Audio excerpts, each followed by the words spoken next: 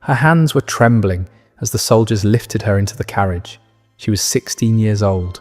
Court records remember her as Consort Han, one of the Korean tribute women sent into the Ming palace, and she had just been handed over to the Emperor of China. Her mother wept as she signed the document. She couldn't write, so she used an ink mark.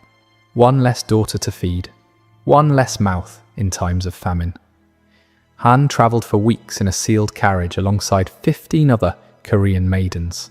They couldn't look outside. They couldn't speak to each other. One girl who tried to escape was brought back with her hand crushed. She died of infection days later. Her body was left at the side of the road.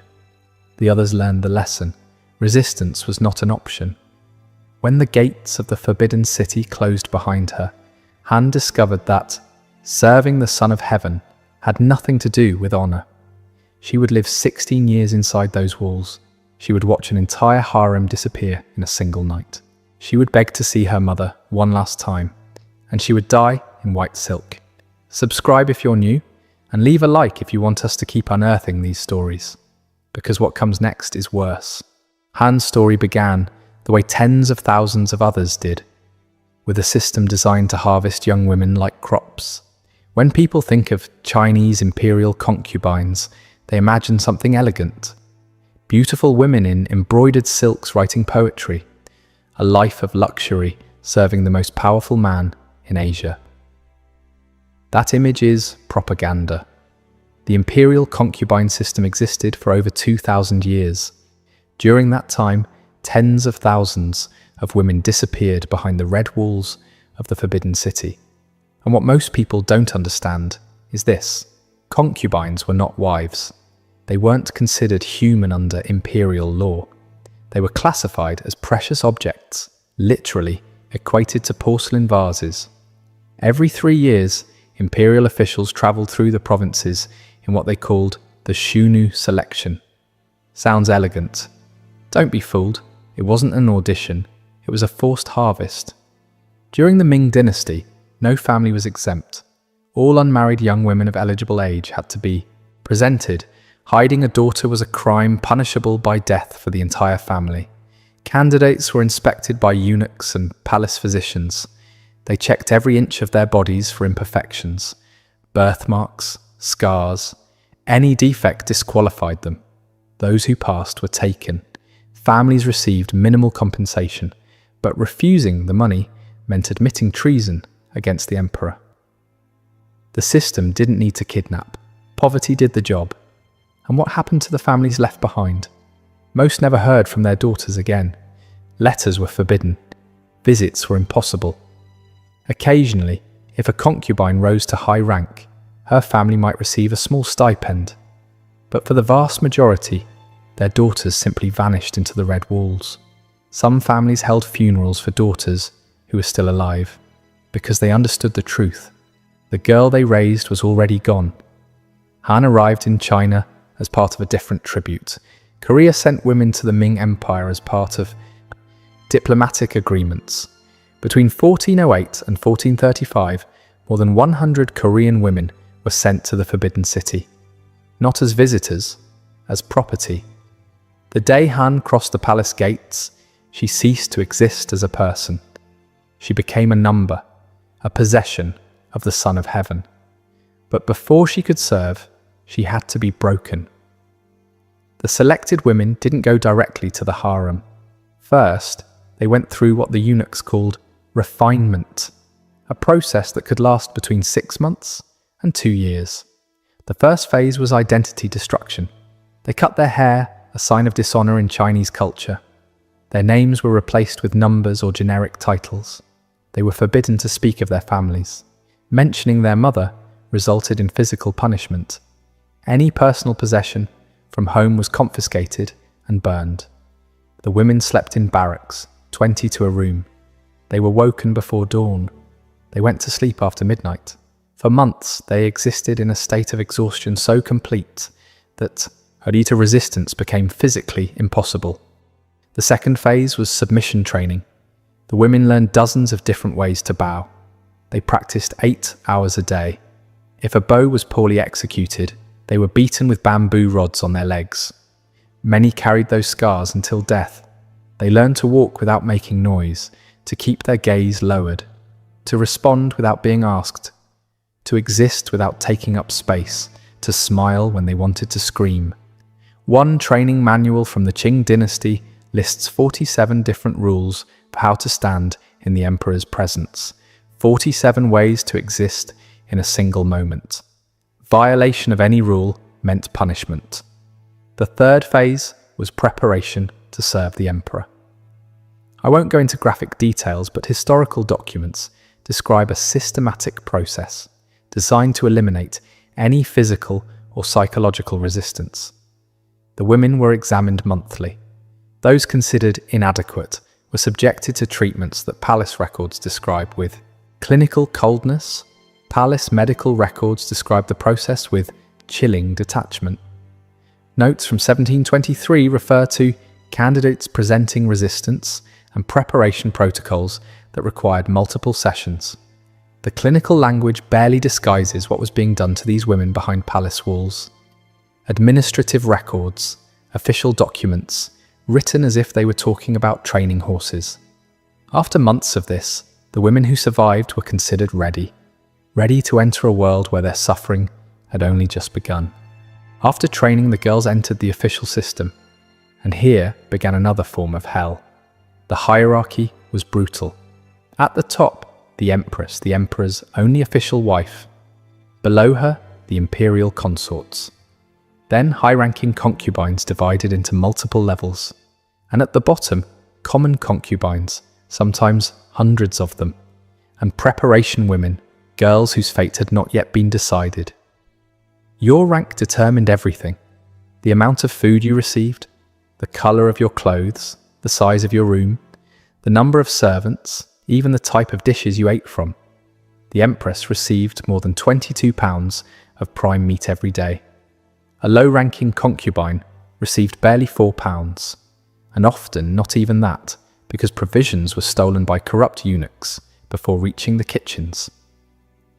Many low-ranking concubines suffered from malnutrition. Their teeth fell out, their hair thinned, they aged decades in years, and the cruelest irony, their declining appearance made them even less likely to be summoned. It was a downward spiral designed into the system. The emperor didn't visit his concubines, they were summoned. Every night, a eunuch presented the emperor with wooden tablets bearing the names and portraits of available women. The emperor pointed to one, and then the ritual began. The chosen concubine was taken to the bathing palace. Female eunuchs bathed and prepared her. But they didn't dress her again. They wrapped her in a silk blanket like a package, only her face visible. Why? Because a clothed woman could hide a weapon. 2 eunuchs carried her to the imperial chambers. They unrolled the blanket at the foot of the bed, and the concubine, without any clothing, had to crawl toward the emperor without raising her eyes. And here's what almost no one knows. A chief eunuch remained in the room throughout the entire encounter, behind a screen, but present. His job was to keep time. After exactly 30 minutes, he announced loudly, "Time to preserve the golden essence of the Son of Heaven." The emperor had to finish immediately. If he didn't finish in time, the eunuch would enter and physically remove the concubine. After each encounter, the woman was examined by an imperial physician who recorded every detail. Why? Because if she became pregnant, there needed to be absolute proof that the child was the emperor's. But here's what made the system truly perverse. Most concubines were never summoned, not once, not ever. There were hundreds of women in the harem, sometimes over 1,000. The emperor might summon 1 or 2 per week. Do the math. A concubine could spend her entire life, decades, waiting for a call that would never come. Aging in silence, watching younger girls arrive, knowing that her only purpose, the only reason she was taken from her family, would never be fulfilled. And yet she couldn't leave, couldn't marry, couldn't have children with anyone else. She was property in permanent storage. With nothing to do but wait, the women turned on each other. The imperial harem wasn't just a prison, it was an arena. Hundreds of women, all competing for the attention of one man. all knowing that a single pregnancy could change everything, or destroy everything. The result was a hidden war that lasted centuries. Concubines poisoned each other's food. They bribed eunuchs to remove rivals from the selection tablets. They spread rumors designed to make other women fall from favor. Historical records document cases of women slipping abortifacients into pregnant rivals' tea. If the baby died, so did the mother's chances. Centuries before the Qing, the same logic already ruled the palace. Empress Wu Zetian, one of the few women to ever rule China in her own name, allegedly strangled her own newborn daughter and blamed a rival concubine. That concubine was executed. Wu rose to become empress. This is disputed by historians, but the fact that it was believable tells you everything about the harem's culture. The violence wasn't always physical. Psychological warfare was constant. Senior concubines tormented juniors. Favorites were isolated and undermined. Alliances formed and shattered based on who the emperor looked at during dinner. One account from the Qing Dynasty describes a concubine who spent 3 years pretending to be friends with a rival, only to testify against her when the empress launched an investigation into disloyalty. The rival was demoted to servant status. Her children were taken away. This wasn't cruelty for its own sake, it was survival. In a system where women had no power except through the emperor's favor, destroying your competition was the only strategy that worked.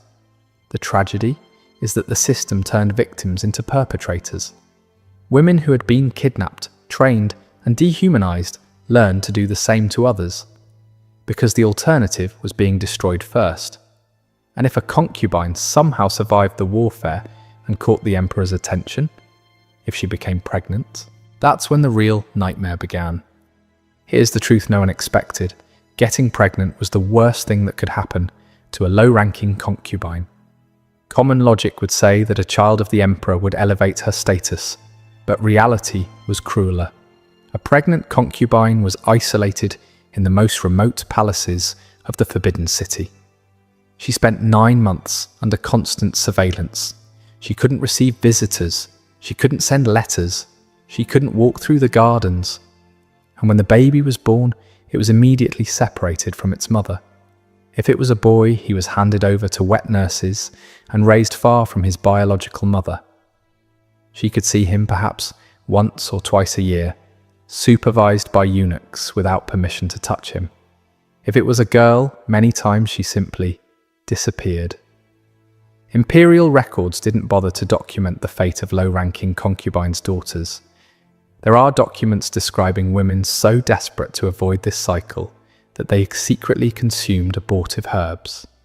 They preferred risking death rather than bringing a daughter into that system. And if a son died, the mother was often blamed, accused of negligence, sometimes accused of murder. Even when children died of common illnesses, the mother could be demoted, exiled to remote palaces, or worse. One concubine during the Qing Dynasty lost 3 children to smallpox. She was accused of having poisoned karma and spent her remaining 40 years confined to a single room, forbidden from seeing any other member of the imperial family. Her crime was burying her children. Her punishment was dying alone. But as cruel as daily life in the harem was, nothing prepared the women for what happened in 1421. In 1421, Emperor Yongle had just inaugurated the Forbidden City. It was the peak of his power. And then, a rumor destroyed thousands of lives. One of the emperor's favorite concubines was found dead. Officially, she was declared poisoned. But rumors said something else. They said she had taken her own life after an affair with a palace eunuch. And that the reason was the emperor's impotence. Yongle went mad. Humiliated, paranoid, he ordered an investigation. But he wasn't seeking justice. He was seeking to silence everyone who might know the rumor. In a single night, 2,800 women of the harem were executed. Not just concubines. Also servants, cooks, laundresses, any woman who might have heard something. The method was death by 1,000 cuts, a form of execution designed to prolong suffering. The executioners were told to make it last. Some victims took hours to die. The screaming could be heard throughout the palace complex. Girls as young as 12 were included in the massacre. Women who had served the palace for decades, pregnant concubines. It didn't matter. Anyone who might have known. Anyone who might have talked. By dawn, the courtyards had to be washed with buckets of water carried from the palace wells. The same wells where, in later years, so many women would choose to end their own, or saw lives. There is no official record of this event in imperial documents. The Ming court erased it from history, but the testimony of Lady Kui survived, a concubine who was outside the palace that night, visiting a sick relative. She escaped the purge by accident. Years later, Lady Kui dictated her account to a Korean envoy. She described the scream that lasted until dawn. The courtyards slick with blood. Eunuchs dragging bodies through corridors she had walked every day. She named women she had known, girls she had trained alongside, friends who had shared her meals. Her testimony was preserved in Korean diplomatic archives, where Ming censors couldn't reach it. It remains one of the only first-hand accounts of what happened that night. Lady Kui herself didn't escape for long. When Emperor Yongle died 3 years later, she was among the women selected for accompanying sacrifice. Her last recorded words, preserved by the same Korean envoy, "I survived the night of blood only to die in silk." Han, the young Korean woman from our story, also survived the massacre. She was among the few who weren't executed, but her relief was short-lived. 3 years later, when Emperor Yongle died, Han was included in the list of women selected for eternal honor. During the Ming Dynasty, there was a practice called shunzang, which means accompanying sacrifice. When an emperor died, his favorite concubines were buried with him, alive. The logic was simple and horrifying. The emperor would need company in the afterlife. And what better company than the women who had served his desires in life? 3 days after the emperor's death, eunuchs compiled a list of the selected, between 5 and 30 women, depending on the emperor. The chosen ones received a last sumptuous meal, delicacies they had never tasted, wine they were usually forbidden to drink. Some accounts describe musicians playing while the women ate, as if it were a celebration. Then 2 options. The first hanged themselves voluntarily with white silk cords. This was considered an honourable death. The woman's family received economic compensation and official recognition. Some families encouraged their daughters to accept willingly, knowing the alternative was worse. The second, refuse. In that case, eunuchs would hang them by force or drug them with opium until they lost consciousness. Their bodies, some still breathing, were placed in a seated position in chambers around the main tomb, arranged as if they were waiting, attending, serving even in death. In 1958, archaeologists opened the tomb of Emperor Jing Tai. They found remains of 16 women in side chambers, all seated.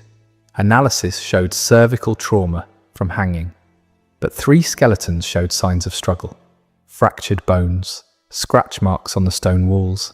They were buried alive, and they tried to get out. This practice was abolished in 1464, not out of compassion, but because the families of the victims were starting to cause political problems. Han wasn't that lucky. She died in 1424, 30 years before the abolition. When she begged to be allowed to return to Korea to care for her elderly mother, the new emperor rejected her petition. They hanged her with white silk and buried her alongside the man who had destroyed her life. Han's death came before the practice was abolished, but for the women who came after, abolition didn't mean freedom. It meant something almost worse.